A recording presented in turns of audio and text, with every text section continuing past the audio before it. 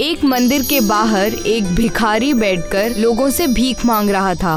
वो बहुत भूखा था और काफी देर से वहीं पर बैठा हुआ था। अब उसे कोई भी भीख नहीं मिल रही थी। भगवान के नाम पर कुछ दे दो, 2 दिन से मैंने कुछ भी नहीं खाया है।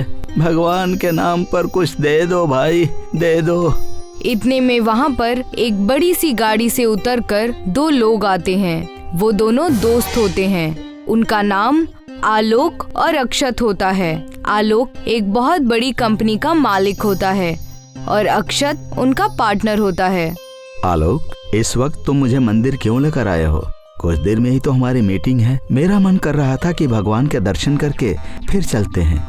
आलोक और अक्षत सीढ़ियाँ चढ़ने लगते हैं। वो भिखारी आकर अक्षत का पैर पकड़ लेता है। अक्षत खौफ खा जाता है और उसे भागने लगता है। आलोक ये सब देख ही रहा होता है।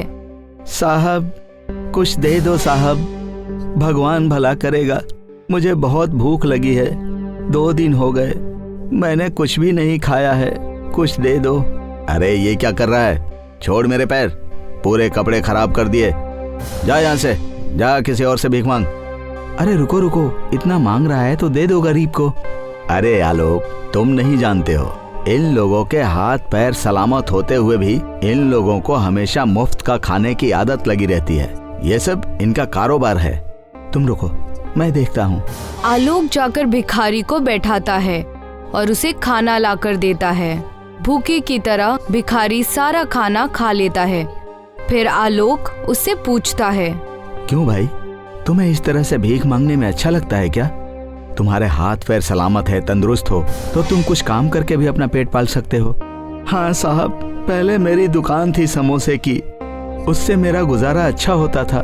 मेरी बीवी भी मेरे साथ थी, पर वक्त ने ऐसी करवट ली कि उसे खतरनाक बीमारी हो गई और उसके इलाज करवाने में मैं बर्बाद हो गया, मगर वो बच नहीं सकी। अब मैं उसकी याद में पागलों सा घूमता हूँ। मेरे पास पैसे भी नहीं है कि कोई नया कारोबार शुरू करूं। भिखारी की कहानी सुनकर आलोक की आंखों में आंसू आ जाते हैं। वो उसकी मदद करना चाहता है, इसलिए कहता है, तुम्हारे साथ बहुत बुरा हुआ है, मैं तुम्हारी मदद करना चाहता हूँ। तुम जो भी कारोबार करना चाहते हो उसके लिए कितने पैसे की जरूरत है? भगवान आपका भला करे जनाब, आप जैसा नेक इंसान तो मैंने पहली बार देखा है। मैं अपना खाने का कारोबार करना चाहता हूँ। ठीक है, क्या बनाओगे तुम?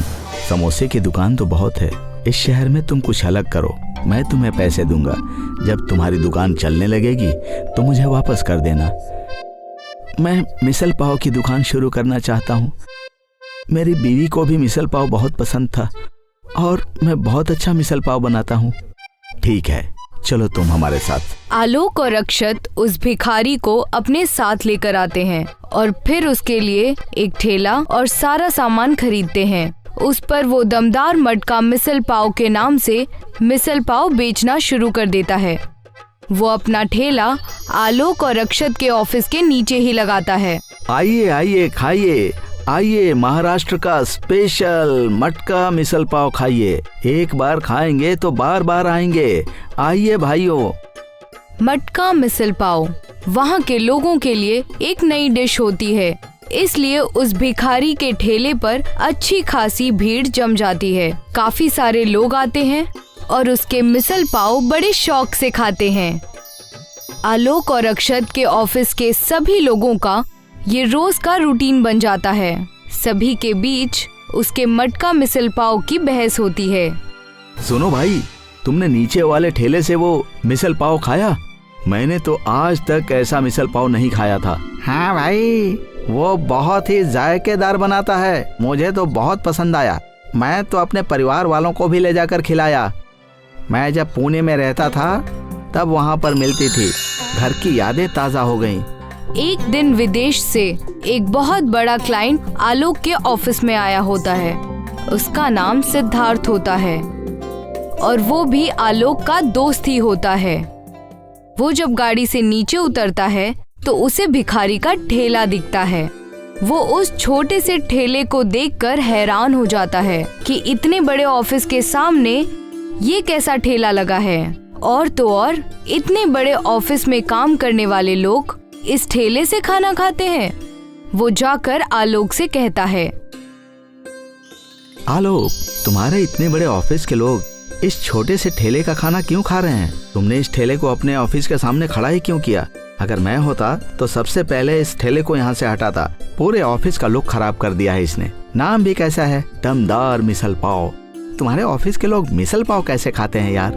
सिद्धार्थ, मैंने ही उस मिसल पाव वाले को अपने ऑफिस के नीचे लगाने के लिए कहा है। उसका मटका मिसल पाव बहुत ही जायकेदार है। तुम्हें उसके ठेले से क्या तकलीफ है? आलोक, तुम ही सोचो, तुम्हारे ऑफिस की रेप्यूटेशन खराब हो जाएगी। बाहर से कोई आएगा और उस ठेले को देखेगा तो क्या सोचेगा?